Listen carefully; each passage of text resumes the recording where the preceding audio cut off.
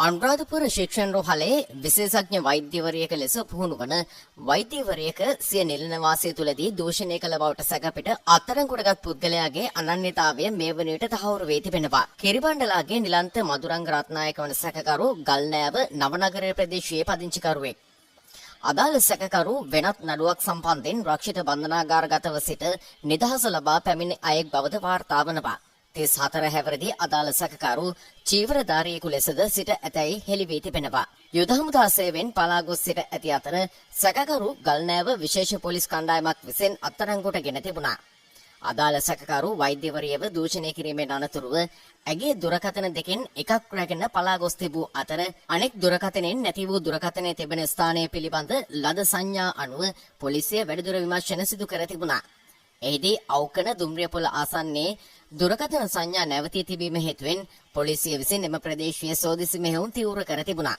එහිදී අදාළ සැකකරු ගල්නෑව එළබදුගම ප්‍රදේශයේ සැඟව සිටියේදී ගල්නෑව පොලිසියේ විශේෂ කණ්ඩායමක් විසින් සොයා ගැනීමට සමත් වුණා. අනුරාධපුර ශික්ෂණ රෝහලේ විශේෂඥ වෛද්‍යවරියක ලෙස පුහුණු වන 32 හැවිරිදි වෛද්‍යවරියක පෙරේදා රාත්‍රියේ සුපුරුදු පරිදි පොරොත්තු රාජකාරිය සඳහා එම රෝහලේ සේවයට වාර්තා කර තිබුණා. සිය පොරොත්තු රාජකාරිය අවසන් කළ වෛද්‍යවරිය රාත්‍රී 7ට පමණ රෝහලේ සිට ඊට ඉදිරිපසින් පිහිටි විශේෂඥ වෛද්‍ය නිලධාරීන් පමණක් පදිංචිව සිටින නිල නිවාසය දක්වා ගමන් කර තිබෙනවා. එහිදී වෛද්‍යවරිය සිය නිල නිවාසයට ඇතුල් වන අවස්ථාවේ පසුපසින් පැමිණි යම්කිසි පුද්ගලයෙකු එක්වරම පිහියක් ගෙලට තබා ඇය බේගන්වා ඇති බවයි වාර්තා වන්නේ. අනතුරුව වෛද්‍යවරියට කෑ ගැසීමට නොහැකි අයුරින් තදින් මුඛය බැඳ ඇය විසින්ම නිල නිවසේ දොර විවෘත කරවාගත් අදාළ පුද්ගලයා වෛද්‍යවරිය රැගෙන නිවස තුළට ඇතුළු වී කිසිවෙකුටත් ශබ්දය නොඇසෙනසේ දොර වසා දමා තිබෙනවා.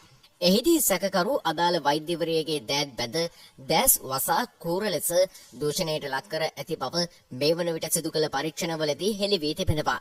අනතුරුව සැකකාර පුද්ගලයා පලා ගොස් ඇත්තේ වෛද්‍යවරියගේ ජංගම දුරකථනයක්ද පැහැරගෙනයි.